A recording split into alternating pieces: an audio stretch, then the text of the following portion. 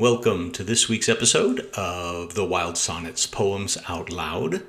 In this series, I read two poems from two of my books featuring the Wild Sonnets, and then I read a new poem that will be included in the upcoming book, which is the Wild Sonnets Volume 7.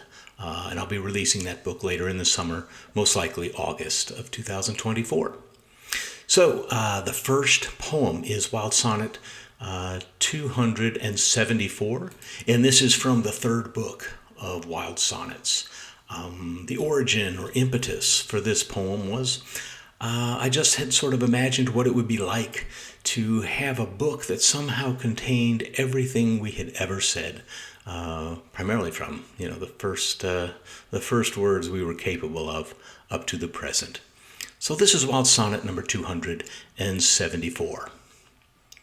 Where every word my thoughts have said, aloud laid from my infancy to this, lies that from my lips were meant to cover me from shame, confessions that let me stand before the cold tribunal of the truth, the brittle chatter that made of me a neighbor and no more. Would the book of this say what my life was for?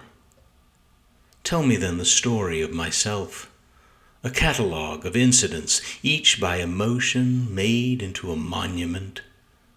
It would be an act as unmotioned and silent as reading is. It would be an open tome unsyllabled of sound, a pagination of what I felt, but never found. And that's Wild Sonnet 274. The next poem I'm going to read is from the fourth book of Wild Sonnets.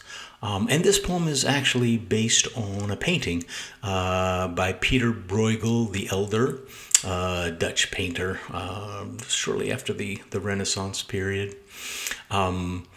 This painting is called Winter Landscape with Bird Trap. And I've got it here on screen. I think my vignette with my face is hiding the actual bird trap in the painting. But you can see, the townsfolk skating on a frozen canal. And that's really sort of what the focus of the poem is. So this is Wild Sonnet number 323.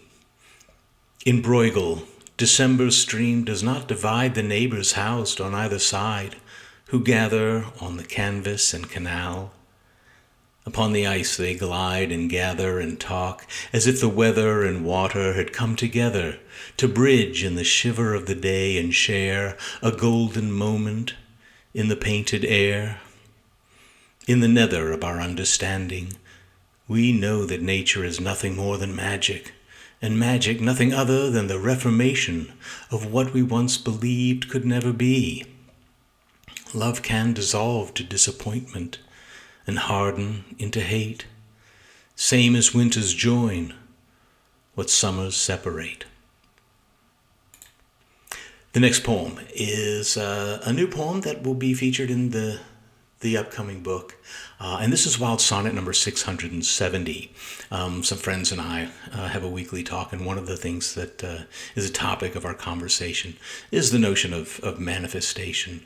And I have some thoughts on that and decided that I would squeeze them into a wild sonnet, and that's what sort of forms the prompt for this one, Wild Sonnet 670.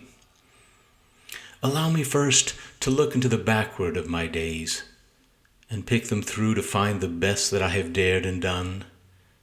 And let me love the reckless strength I had to toss such distant glories into the tumbling air. Allow me next the sense and recognition to revere what is fiercely precious and profoundly here. And allow at last my inward eyes to see the monumental most that I would build or be.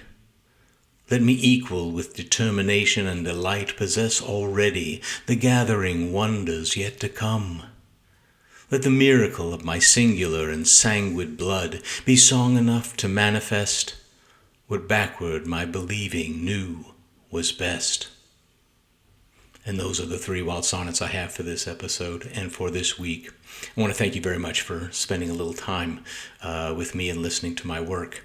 The two books, Wild Sonnets, Volumes 3 and 4, are listed in the captions below if you're interested in getting copies of those.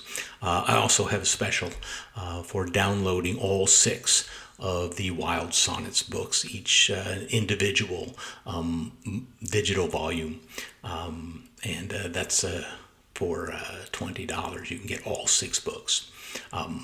And that's enough of my promotional moment there. Again, thank you for spending some time with me and my work.